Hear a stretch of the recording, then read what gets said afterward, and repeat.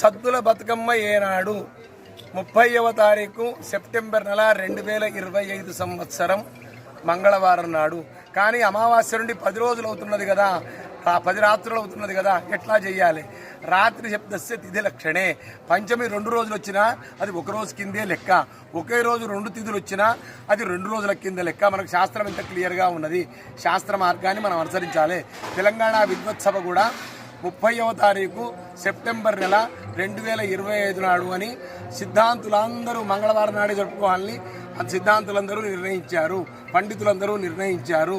మళ్ళీ తెలంగాణ శ్రీ మాధవానంద సరస్వతి స్వామివారు కూడా సద్దుల బతుకమ్మ 30వ తారీఖు నాడు మంగళవారం నాడే 30వ తారీఖు సెప్టెంబర్ నెల 2025 మంగళవారం నాడే జరుపుకోమన్నారు.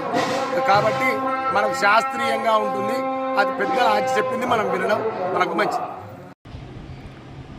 పూర్వకాలము నుండి బతుకమ్మ పండుగ కొంచెం సందిగ్ధంలో ఇబ్బంది పెడుతున్న మాట వాస్తవం. ఇది ఆచారమైన పండుగే తప్ప శాస్త్రీయ పండుగ కాదు. ఇది జానపదముల నుండి వచ్చినటువంటి పండుగ. మన తెలంగాణలో కొన్ని ప్రదేశంలో కొన్ని ఆచారాలను బట్టి వాళ్ళు బతుకమ్మ పండుగ ఆడడం జరుగుతుంది. దీన్ని ప్రజలు గమనించి ఎవరు కూడా ఇబ్బంది పడకుండా 29వ తారీఖు సోమవారం నాడు మరి సద్దుల బతుకమ్మ చేసుకోవాలని ప్రజలందరినీ కోరడం జరుగుతుంది.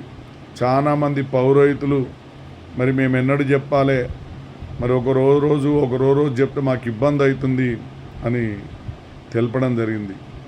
కావున నేను ఒక బ్రాహ్మణ సంఘ బాధ్యునిగా, రాష్ట్ర చైర్మన్గా నన్ను చాలామంది ఒక వీడియో చేసి పంపించండి అని కోరడం జరిగింది.